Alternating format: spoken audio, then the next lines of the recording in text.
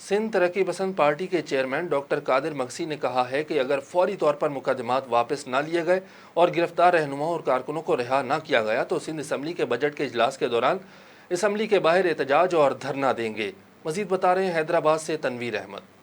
हैदराबाद तरक्की पसंद हाउस कासमाबाद में प्रेस कॉन्फ्रेंस करते हुए डॉक्टर कादिर मक्सी ने कहा कि धरने में कराची जाने के लिए पहले तो रुकावटें डाली गईं, जगह जगह कारकुनों को रोककर हिरासा किया गया। उसके बावजूद लाखों की तादाद में सिंध के वारिस कराची में बहरिया टाउन पहुंचे और वहां शदीद गर्मी में भी अपना एहतजाज रिकॉर्ड कराते रहे। इससे लोगों की तकलीफ का अंदाजा लगाया जा सकता है। उन्होंने कहा कि बहरिया टाउन और उसके अतराफ में 15 DSPs, 25 SHOs और 1300 पुलिस एहलकारों की नफरी तैनात थी।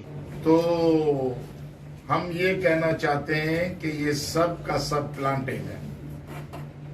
और मैं हुक्मरानों की बात पे आता हूं, बेनिफिशियरी कौन है? हमें तो परेशानी उठानी पड़ी है। हम पुरअमन जलसा लेकर गए थे, अपने छोटे छोटे बच्चों, भाइयों, बेटियों को लेकर गए थे कि हम पुरअमन धरना देंगे रात को 7 बजे तक, फिर हम वापस आएंगे। बहरिया की खिंद हुकूमत जो ये बंदरबान तमाशा कर रही है उसको रोकने में कामयाब होंगे। तो आज हमें जो है वो डिफेंसिव बना दिया गया है।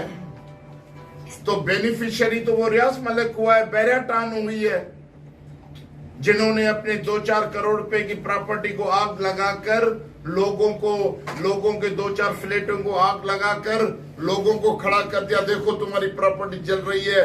ये सिंध से डाकू आ गए और कहा गया कि ये पक्के के डाकू हैं।